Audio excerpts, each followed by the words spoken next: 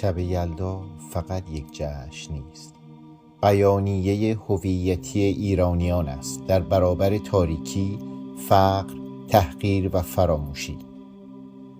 در چنین شرایط سخت اقتصادی که جمهوری اسلامی عامدانه سفره‌ها را کوچک کرده تا شادی را هم از مردم بگیرد، خود برگزار کردن یلدا یک کنش آگاهانه و مقاومتی است. توصیه من به مردم ایران چنین است: یلدا را از مصرف جدا کنیم و به معنا بازگردانیم. دشمن می‌خواهد القا کند که بدون خرید، بدون تجمل، بدون هزینه شادی ممکن نیست. این دروغ است. یلدای ایرانی به دل زنده است، نه به هندوانه و انار. به گرد همایی زنده است، نه به سفره رنگین. به یادآوری نور زنده است، نه به هزینه.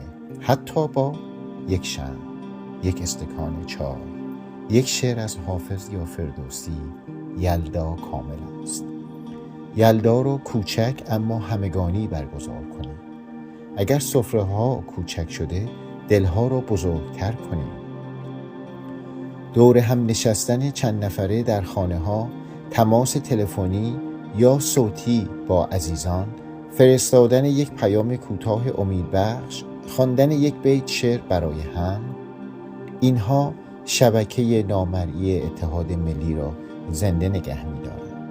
به فرزندانمان معنا بیاموزیم، نه حسرت. بزرگترین جنایت این رژیم کاهشتن حس کمبود و شرمندگی در دل کودکان است. به فرزندانمان بگوییم یلدا یعنی ما هنوز هستیم، یعنی تاریکی هر چقدر هم طولانی باشد باز هم تمام می شود. این آموزش سرمایه فردای ایران است. یلدا را به شب سخن گفتن تبدیل کنیم. در شب یلدا از حقیقت بگوییم، از امید بگوییم، از ایران بگوییم، از آینده‌ای که می سازیم، بی فریاد، بی ترس، اما آگاهانه. چله بزرگ و چله کوچک.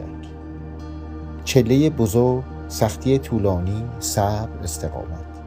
چله کوچک نشانه نزدیک شدن گرما، تغییر، زایش. ما امروز در پایان چله بزرگ تاریخ ما ایستاده ایم. نشانه ها روشنند، نور در راه است. یلدا را به نگفتن به تاریکی تبدیل کنیم. برگزاری یلدا حتی ساده ترین شکلش یعنی نه به حذف فرهنگ، نه به تحقیر شادی، نه به فراموشی هویت، و این نه از 1000 شعار بلندتر است. هم میهنان قهرمان، اگر سفره ها رو کوچک کردن شرافتمان رو کوچک نکنیم. اگر شب رو طولانی کردن ایمانمان به سپیده را نگه داریم.